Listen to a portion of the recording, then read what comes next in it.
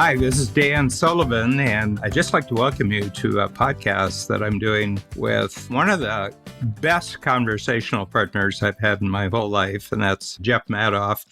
You know, as we've talked over the years, and like most people in my life, I only met Jeff because I know Joe Polish. I have a one-person Rolodex. I just called Joe, and I said, who should I meet now? And so he introduces me to new people. But over the years, visits to New York, being at Genius Network, I've just found that Jeff and I just really find it easy to talk about almost anything and talk about everything. So we've named this series Anything and Everything.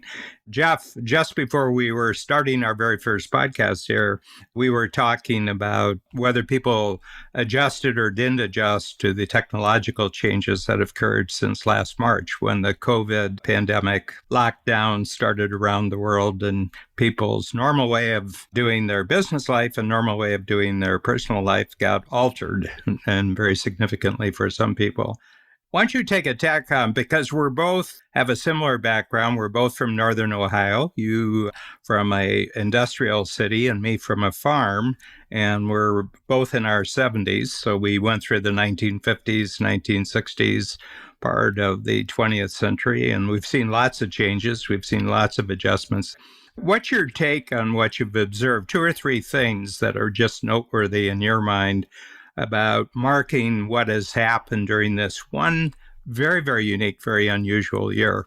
Well, first, Dan, thank you very much for the kind introduction. It's been great getting to know you. I feel I've gotten to know you, actually, but the conversations that we have, the directions we go into, whether we agree or not, there's a mutual, not only respect, but love of exploration, education. And what we do share totally is the importance of context in understanding context, both historically and I think psychologically, because that affects both, like, what we're talking about now in terms of COVID. So, what we were talking about was Zoom. And, how did Zoom, which became a major beneficiary of COVID and has, I know a lot of people, and there's lots of articles written about COVID fatigue.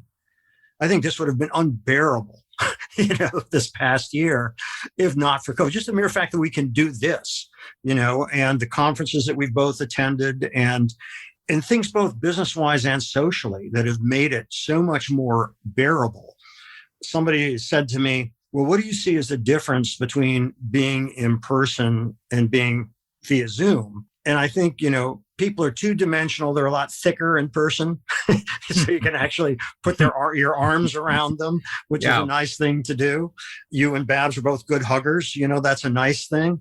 But I think that it's about adapting to a new situation, because nobody had any idea how long we would be in this situation.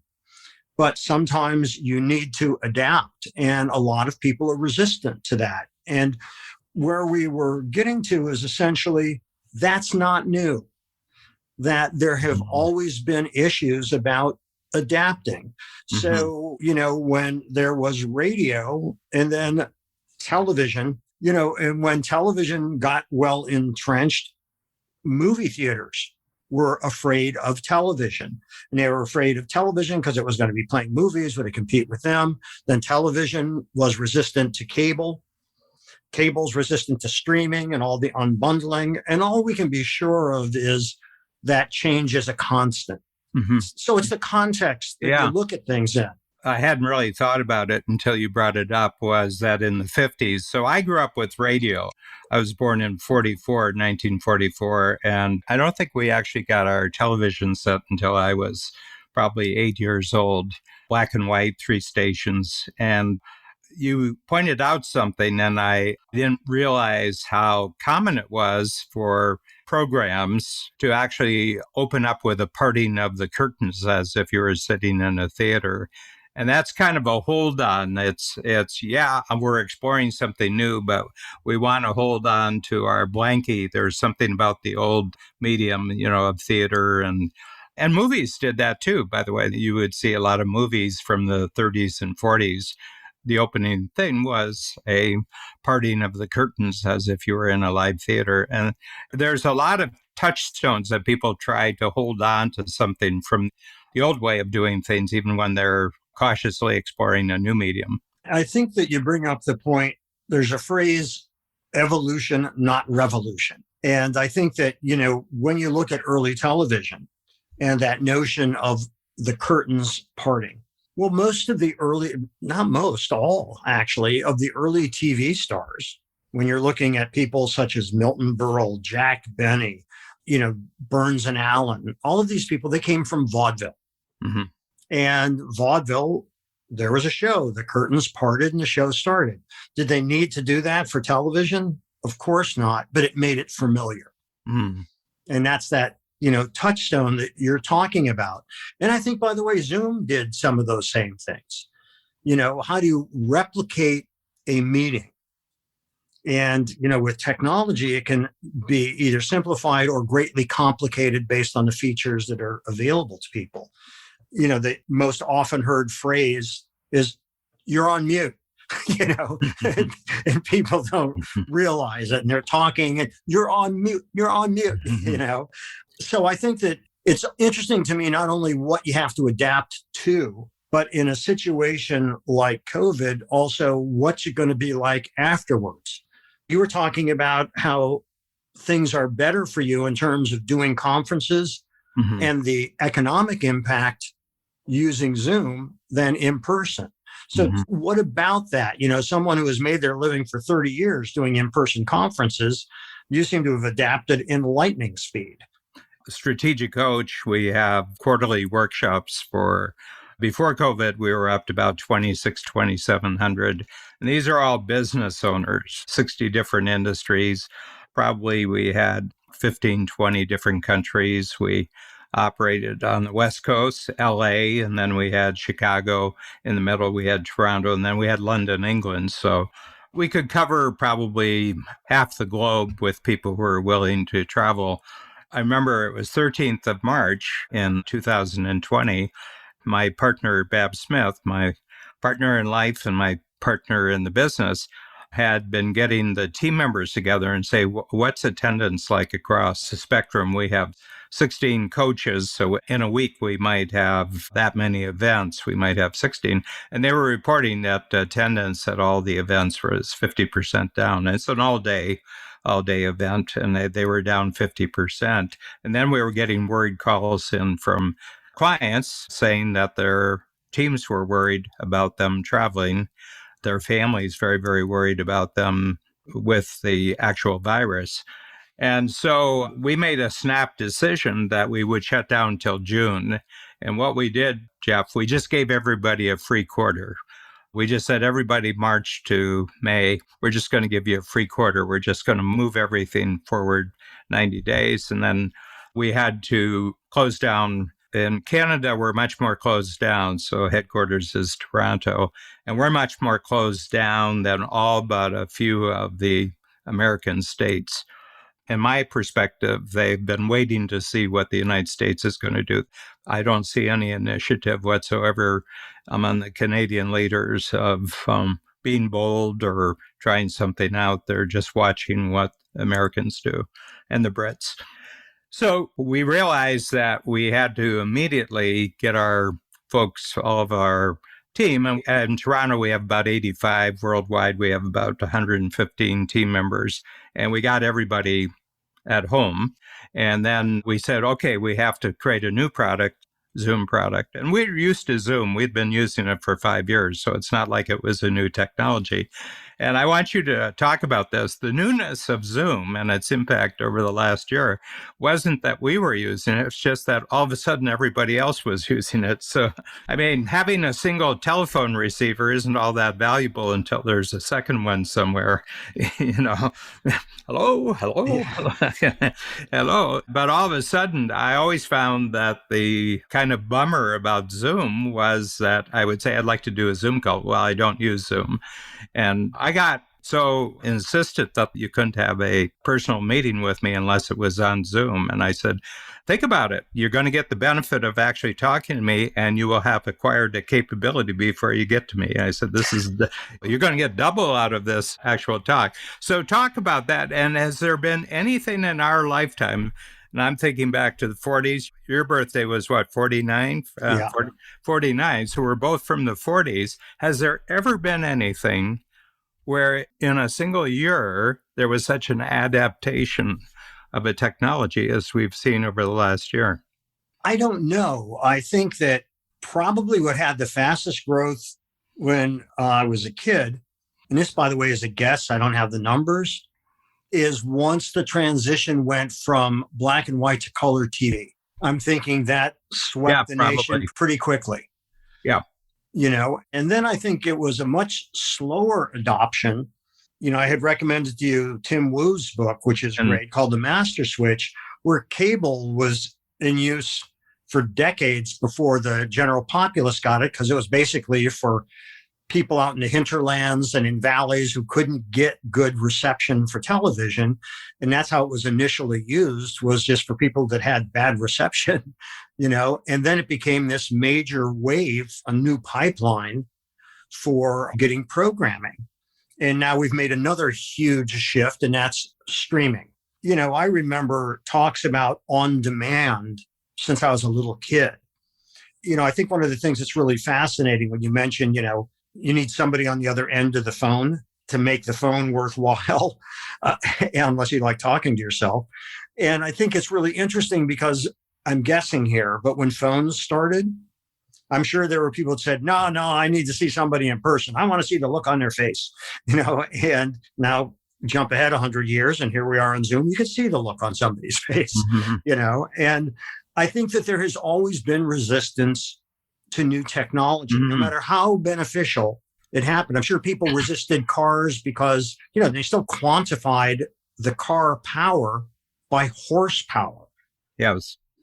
So I think there's always resistance to change. And I think oftentimes the greater the resistance, the bigger the change that's looming. You had a lot of games in play when this happened to you. One is you're teaching professor at the New School in New York City, and this was all in a live in-person classroom. You were also very, very involved in the video productions for major wardrobe brands like Ralph Lauren and Victoria's Secret. And that requires, first of all, intensely in-person production. That was affected.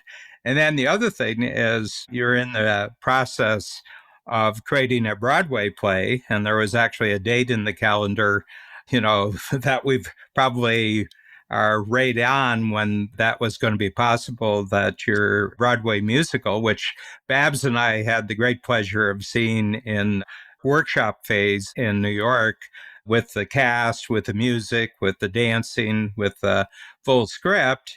All those industries, in terms of the in-person teamwork and kind of the masses of people who come together, all that got shut down in a week. And New York was ground zero in the United States. I mean, New York got hit worse and was most affected of any major population center in the United States during that period.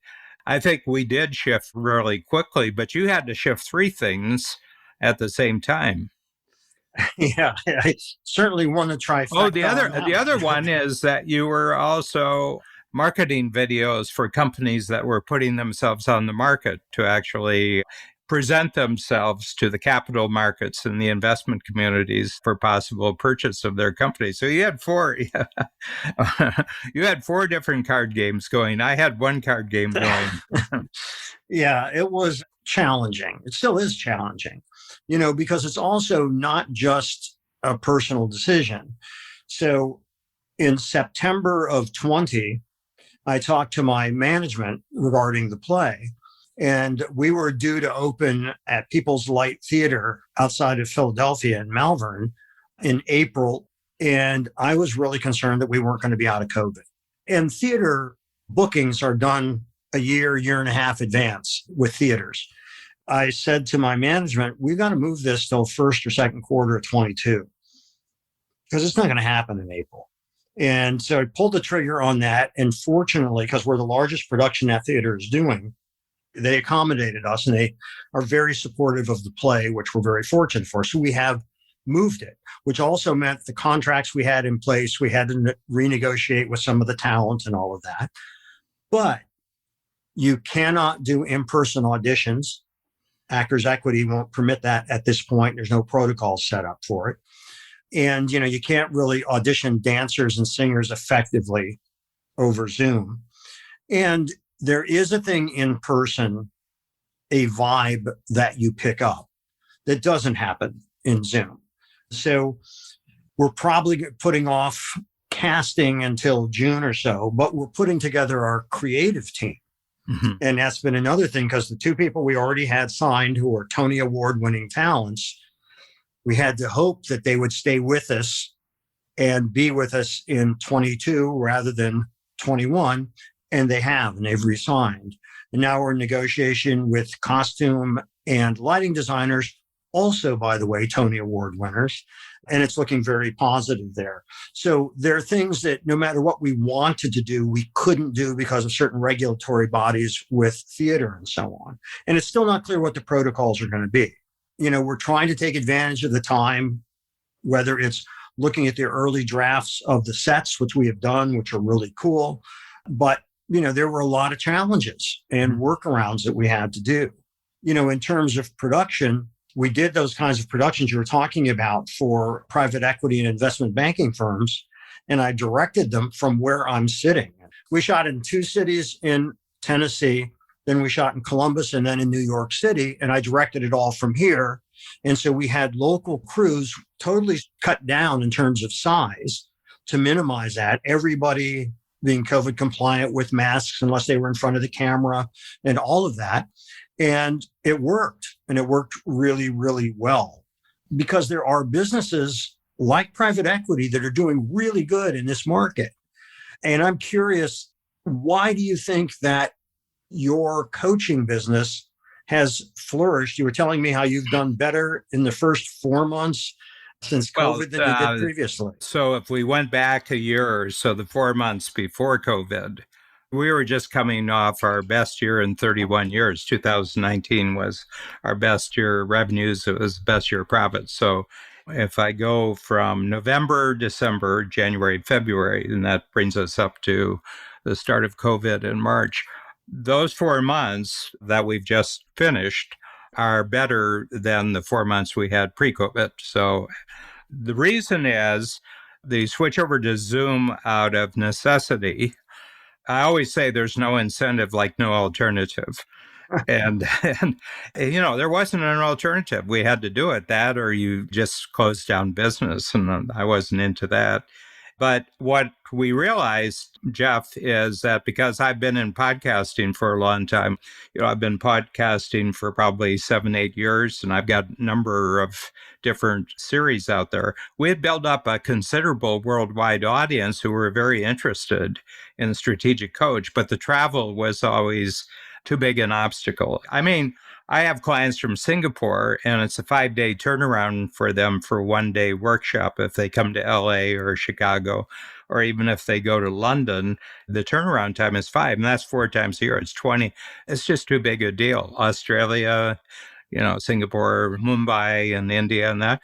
All of a sudden, what we did, Jeff, is that we rethought it. Now that we have Zoom, what happens in a particular day isn't the crucial thing, because you can now have greater frequency. With brand new workshops, we've gone to 6 times a year, every 2 months, and it's 4 hours. But then we give them 3 connector calls between the 2 months. So they get 18 events for the same price as people used to get for 4 events, okay? And they like the constant reinforcement, like we're talking to them, somebody's talking to them, because we have a big team and we have a lot of coaches. It's like every 2 weeks, they're getting reminded of what their goals are, and they're measuring what kind of progress. So what we're noticing is that there's a tremendous enthusiasm. We have a model in Coach, which is thinking of your business going 10 times. In other words, that if thinking about doubling your business actually is more problematic than thinking 10 times. And the reason is with 2 times, you're tempted to hold on to most of what you're doing, just work a little harder. Whereas with 10 times, you got to have a whole new model. Well, without asking for it, we got a whole new model. And now I can see us going to 10,000, 10 years, maybe 15 years, we'll have 10,000. I couldn't see how we could do it before. I always said, sometime in the future, we're going to come up with a new model. And I wasn't expecting it to be 2020 and 2021. But now that we have it, I say, let's go for it now. We've just been given a gift. Don't talk about going back to normal. We aren't going back to normal. We're creating a new normal. We're not going back to a new normal. So you and I from the 50s, there's a big difference in life. Personally, there's a big life difference in business life from the 1950s and what you and I are experiencing right now. But we've adjusted to all this over, a 70-year period at least. We're pure entrepreneurs, and most of the people we know are pure entrepreneurs, and you're teaching people to be entrepreneurs, and I'm teaching people to be better entrepreneurs. Entrepreneurism is about adjusting to the check writers. Probably the most similar in terms of your coaching via Zoom is my teaching via Zoom. So the good things are that attendance was actually up. In some cases, the students didn't even bother rolling out of bed. They're sitting at the end of their bed with their laptop. And guests were not only more available, they were more available anywhere in the world.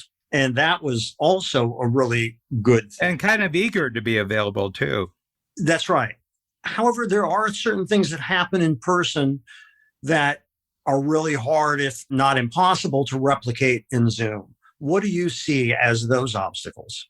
I think humans are really different in terms of what makes them comfortable about communicating with people. I grew up out in the country, so, so any human contact, regardless of what form is, is an improvement on what I grew up with. But the thing is, what's missing is the need for people to socialize. So the whole social aspect that surrounds our program, coming in the night before, having dinner in one of the downtown areas, in our big cities, or, Chicago, LA, Toronto, London. Those are our 4 main cities. They're great global hubs. All the cities are global hubs. It's easy to get in and out, and they have great hospitality. They have great nightclubs. They have great restaurants. And the other thing is people have strong social connections, and that's not available. So I think that's the biggest thing. The other thing is that there's a lot of people who are uncomfortable on camera, more than I realized. They're very, very self-conscious.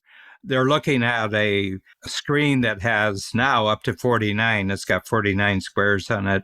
And I think that they get distracted by it. So the people who don't like it, I think you can't make any general comments about them. And the people who really love it, I think there's something nervous system unique about this. This is what I've discovered. I think that this is the whole kicking off point for a whole new field of sociology, psychology, neural research, and everything about who adapted really fast and who didn't adapt real fast.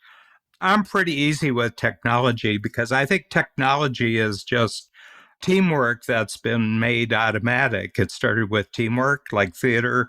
Movies couldn't have started unless they had the vast skills that were already in theater, backstage theater. So my sense is we develop skills in one area and then something new comes along and those same skills translate across the border. So I think about the shift that happened from film to digital image capture. There were a number of people, cinematographers in particular, and directors who refused to adapt and were not interested. And I think part of the reason they weren't interested is it was learning a whole new technology, which initially was inferior. That gap has pretty much been bridged. It's really interesting because of that resistance. A lot of people kind of dropped out of the business. Another thing that happened, not quite concurrently, but not too many years before, was the advent of mobile phones. All of a sudden, you were in touch no matter where you were. And that wasn't a thing from the middle 80s and before. I mean, I didn't get my first mobile phone until the latter half of the 90s. The idea of always being available was not attractive to me. So there are both the technology, but also as you were saying, the psychological impacts of these things, because it's new challenges if you're having to make that switch, or a new way of living if you've always got a phone and you're always kind of available. It's a really interesting kind of a shift. But also, I just wanted to touch on the reasons that some people are uncomfortable on Zoom. You love theater and you're up on stage performing, when you're doing strategic coach. As I'm performing in front of the classroom, one of the things that I certainly like is when I get a laugh.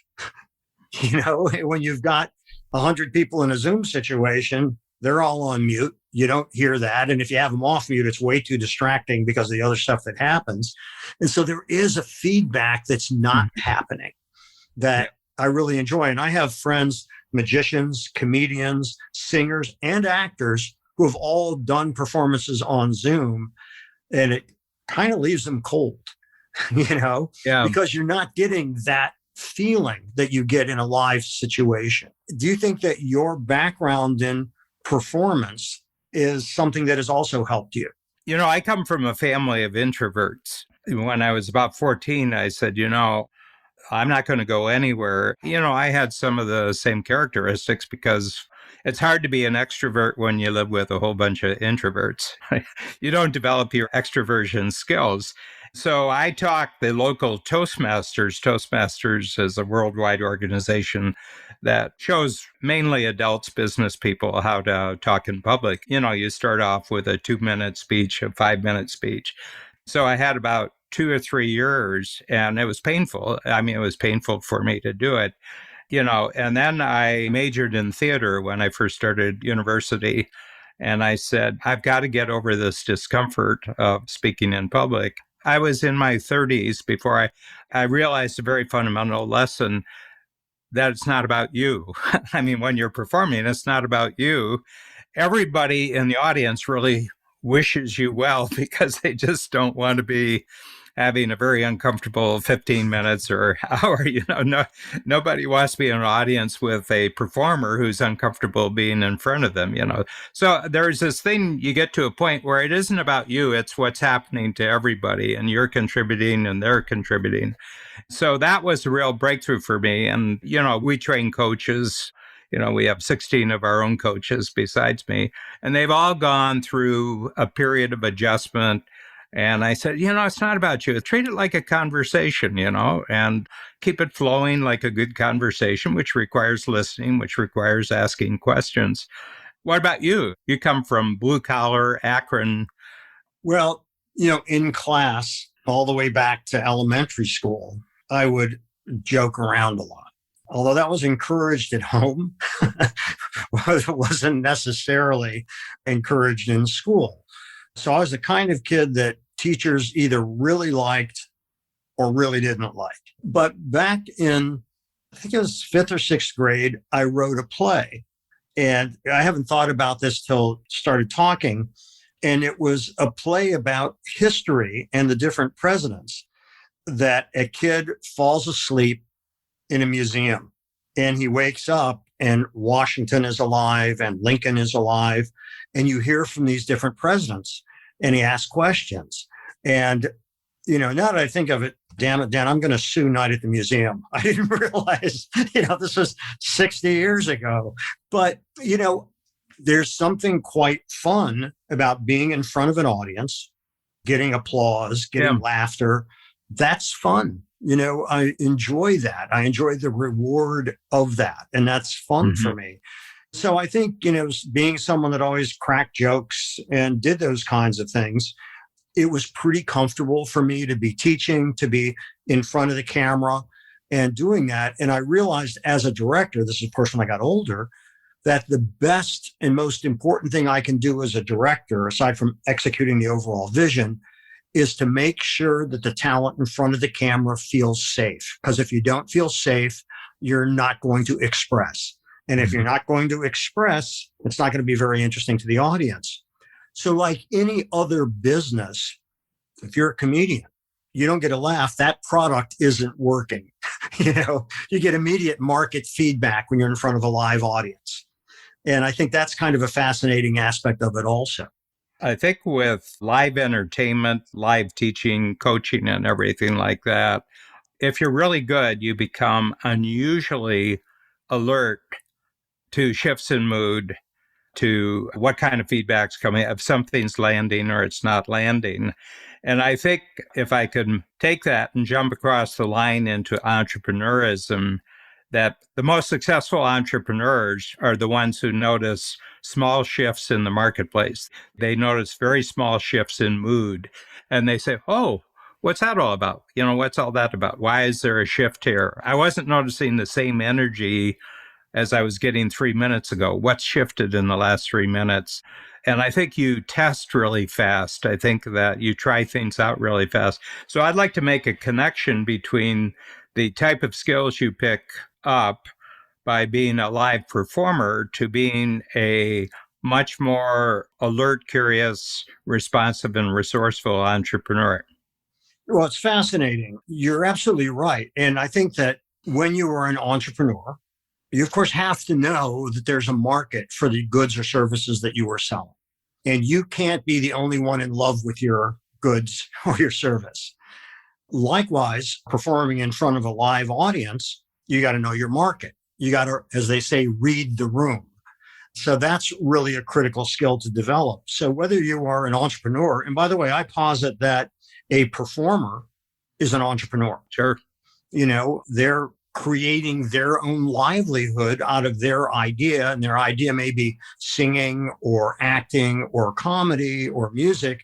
But the point is that they need to know their market. They need to know that there's a market for the talents that they have. And they also need to be able to iterate if things seem off and aren't working, and got to figure out why and how to tack accordingly. So I think that there's a lot that they have in common.